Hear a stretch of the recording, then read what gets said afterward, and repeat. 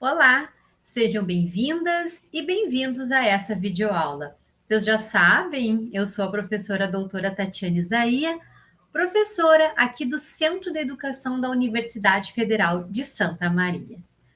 A temática que iremos discutir hoje é: o que é o planejamento de aula?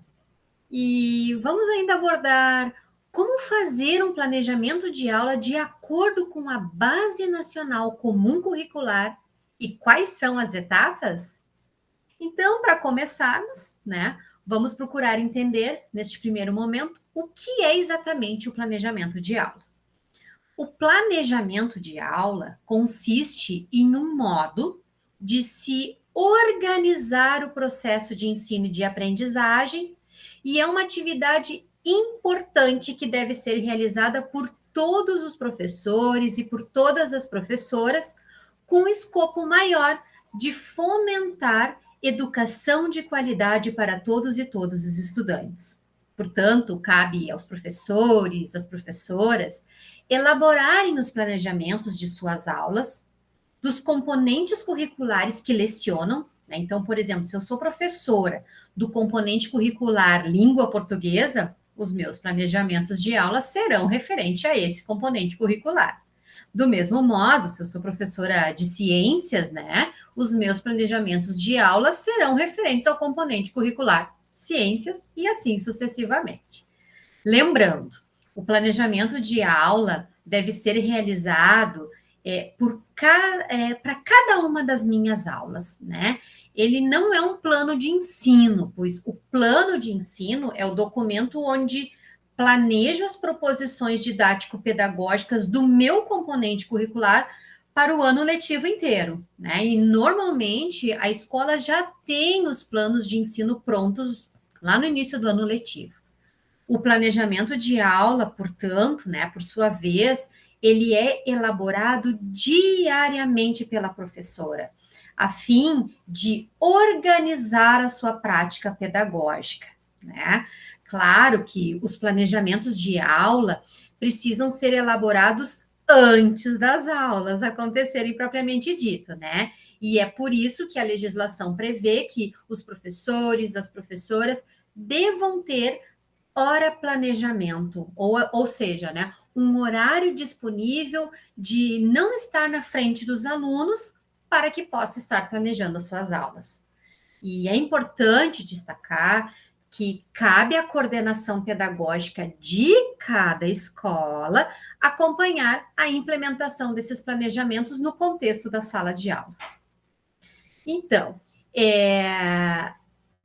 o que a gente define dentro de um planejamento de aula, né? Então, eu estou dizendo para vocês que ele é feito diariamente, né? Porque ele planeja as aulas que eu vou desenvolver em cada dia.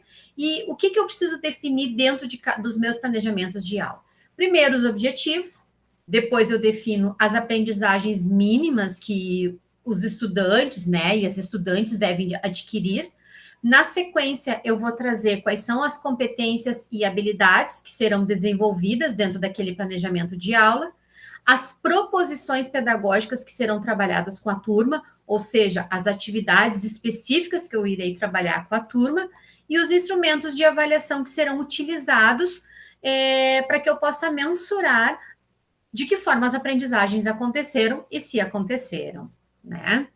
Então, eu sempre gosto de destacar, assim, que, portanto, né, é através do planejamento de aula que nós, professores, que nós, professoras, conseguimos organizar o nosso trabalho docente, prever as dificuldades e necessidades de aprendizagem da turma, por meio dele a gente consegue selecionar os recursos didáticos necessários, né, para o desenvolvimento das aulas, adequar o currículo escolar às realidades dos alunos e das alunas e avaliar os resultados alcançados, tá?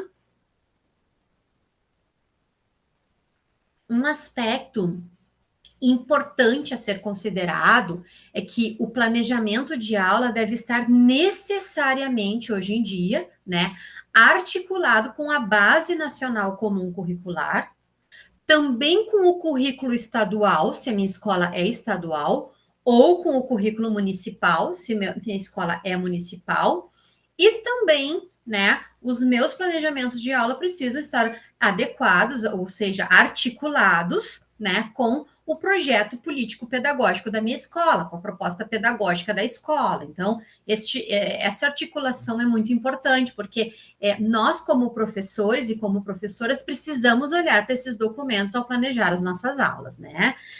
Tendo em vista todos esses aspectos que abordei até então, nós podemos sinalizar que o planejamento de aula se trata de uma atividade dinâmica e também flexível, que deve ser constantemente revisada e ajustada de acordo com as necessidades de aprendizagem dos meus alunos, das minhas alunas, né?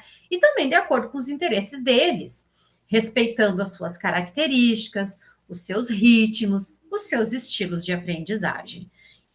Por isso, o planejamento de aula pode ser organizado tanto por meio de sequências didáticas ou por projetos de trabalho, né? Que são duas metodologias pedagógicas aí distintas e que cada professor e cada professora vai optar qual quer trabalhar, tá?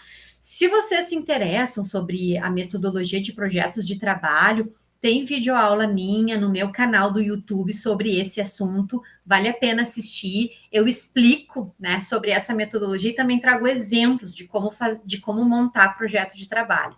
Então, é só procurar lá no meu canal do YouTube que eu tenho uma videoaula bem legal sobre esse assunto, tá? Bom, agora, prosseguindo com a videoaula, eu irei apresentar as principais etapas do planejamento de aula e dar algumas dicas de como realizá-lo de modo que fique alinhado com a BNCC, tá? Ou seja, o meu escopo agora é responder a pergunta: como fazer um planejamento de aula de acordo com a BNCC e quais são as etapas? Certo? Então vamos lá.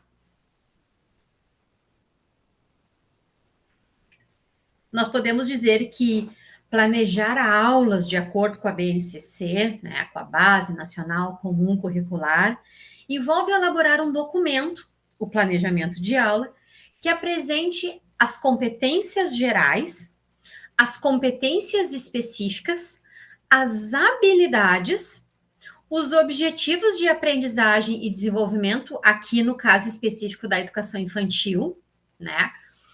Os objetos de conhecimento, agora aqui no caso específico do ensino fundamental, balizados pelos direitos de aprendizagem dos e das estudantes. Lembrando que a BNCC é uma política curricular, isso ela é um documento normativo que vai estabelecer as aprendizagens essenciais que todas e todos os alunos e alunas devem construir ao longo da educação básica, desde a educação infantil, passando pelo ensino fundamental até o ensino médio, tá? Portanto, o planejamento de aula, segundo a BNCC, deve considerar os seguintes aspectos. Primeiro, contextualização dos conteúdos, levando em conta as características e as necessidades dos alunos, da escola e da comunidade. Articulação entre os diferentes componentes curriculares, né, promovendo a inter e a transdisciplinaridade dos temas, aspecto importante que a base traz, diversificação das metodologias e das atividades, estimulando a participação ativa, a autonomia e a criatividade dos alunos e das alunas. Quarto elemento, avaliação como um processo contínuo e formativo, que acompanha o desenvolvimento dos alunos e das alunas e orienta as intervenções pedagógicas. Quinto, flexibilização dos temas e do espaço, gente, adequando-os às demandas e aos interesses da turma. Sexto, integração entre as diferentes modalidades de ensino, tipo presencial, híbrido ou remoto, se for o caso, né? Utilizando as tecnologias digitais como recursos pedagógicos. Então, elaborar um planejamento de acordo com a BNCC é um desafio e também uma oportunidade para que os professores, as professoras repensem suas práticas pedagógicas e busquem uma educação mais significativa, inclusiva e democrática para os alunos e as alunas, certo? Bom, então agora a gente vai pensar um pouquinho sobre as etapas. Porque, vamos lá, as etapas de um planejamento de aula são, né? Primeiro, o diagnóstico. Segundo, a escrita do próprio documento. Terceiro, a implementação. E quarto, a avaliação. Então, o que é o diagnóstico, né? Essa primeira etapa. Consiste em se identificar as características dos alunos e das alunas da turma que eu estou trabalhando, né? Cada turma tem a sua característica, as necessidades de aprendizagem deles, os pré-requisitos e as dificuldades que podem interferir no processo educativo. Então, o diagnóstico, ele também vai envolver a análise do contexto social, cultural e institucional em que o ensino se desenvolve. Primeira etapa. A segunda etapa, né, chamada de escrita, consiste, então, na elaboração propriamente dita do planejamento de aula, né, que vai compreender os objetivos. Então, lá eu vou colocar, né, as aprendizagens mínimas que os estudantes e as estudantes devem adquirir, as competências e habilidades que devem desenvolver, as proposições pedagógicas que serão trabalhadas com a turma, lembrando, né, proposições pedagógicas são atividades que têm uma intencionalidade pedagógica, né? Por isso que eu utilizo esse conceito, proposições pedagógicas, tá?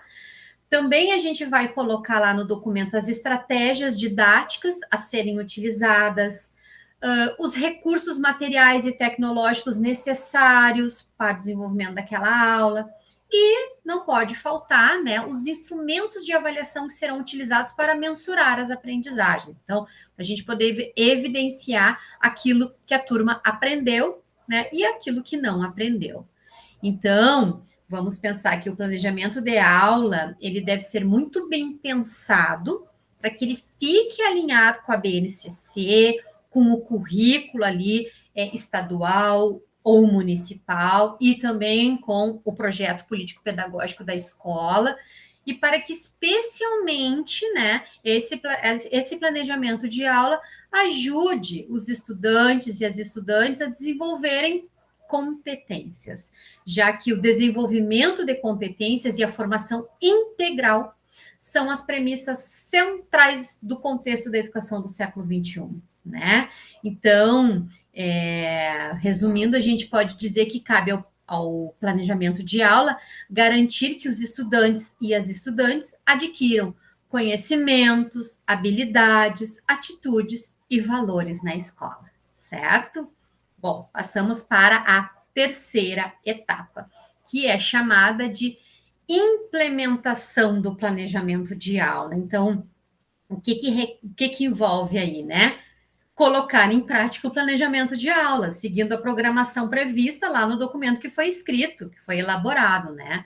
Então, a implementação também envolve o acompanhamento e a orientação dos alunos e das alunas, a realização na prática das proposições pedagógicas propostas, a verificação da aprendizagem e a revisão do próprio planejamento de aula sempre que necessário, porque algo é muito significativo de ser dito. Um planejamento de aula, e eu já disse isso antes, mas reforço agora, ele é flexível. Eu posso, no momento que eu estou desenvolvendo a minha aula, mudar ele, se naquele contexto do momento da aula isso requer, né? Não há problema nenhum. Ele não é fechado, estanque, ele é dinâmico, né? Então, por isso que eu digo, sempre vai haver uma revisão do planejamento de aula que pode acontecer e que normalmente acontece durante a própria aula, né? A gente começa lá na dinâmica, enfim, de quando a gente está ministrando a aula, perceber que alguma coisa que a gente tinha planejado pode ser melhorado, pode ser ajustado ou, né? Enfim, vai depender da dinâmica de como que a aula está acontecendo, tá? Então, lembrando que nesta terceira etapa, que como eu disse para você, se chama implementação do planejamento de aula, o acompanhamento por parte da coordenação pedagógica da escola é muito importante e necessária, né? Pois a gente sabe que o professor e a professora não devem estar sozinhos, né, nesse processo. Então, é aqui que vai entrar o olhar do coordenador pedagógico como alguém que vai ajudar a coordenar essa implementação, certo? Bom, e aí a gente chega para a quarta e última etapa, que é a chamada de avaliação, né? Então, exige verificar o grau de alcance dos objetivos propostos, ou seja, o que os alunos e as alunas efetivamente aprenderam. A avaliação deve ser contínua, formativa e diagnóstica, utilizando-se de diferentes instrumentos e também critérios, né? Ela deve servir como feedback, como um retorno, né? Para que o professor, a professora e os próprios alunos, as próprias alunas, permitindo o quê? A revisão e o aprimoramento do planejamento de ensino, já que o nosso escopo maior é garantir aprendizagem, né? A avaliação vai então me dar um diagnóstico se aquelas proposições pedagógicas que eu estou pensando para minha turma e propondo para eles desenvolverem, se efetivamente estão ajudando a turma a aprender ou não, né? Esse é o grande escopo da avaliação. Bom, então aí, chegando ao final dessa videoaula, destaco que, por meio dela, podemos compreender que o planejamento de aula é um processo dinâmico e contínuo que requer reflexão, pesquisa, criatividade dos professores e das professoras e trabalho compartilhado entre os docentes, né? Pois o planejamento de aula pode ser elaborado de modo compartilhado entre os professores e as professoras em momento, né, de reunião pedagógica. O planejamento de aula, portanto, ele é essencial para garantir um ensino de qualidade e que seja interessante para os alunos e para as alunas.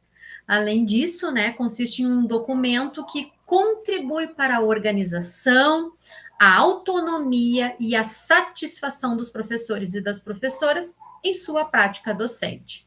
Bom, então, fico por aqui hoje. Eu espero que eu tenha contribuído no entendimento do que seja planejamento de aula. Mas, claro, se ficou alguma dúvida, coloquem aí nos comentários que a prof terá satisfação em responder, interagir com vocês. Ou se não ficou nenhuma dúvida, deixem um comentário, né? Enfim, uma reflexão de vocês sobre o assunto, tá bom? Então, agradeço muito, é sempre muito gostoso compartilhar saberes com vocês. E, ó, um beijo grande e a gente se vê numa próxima oportunidade aqui no meu canal ou em sala de aula, né? Para quem é meu aluno, minha aluna, tá bom? Tchau, tchau, então.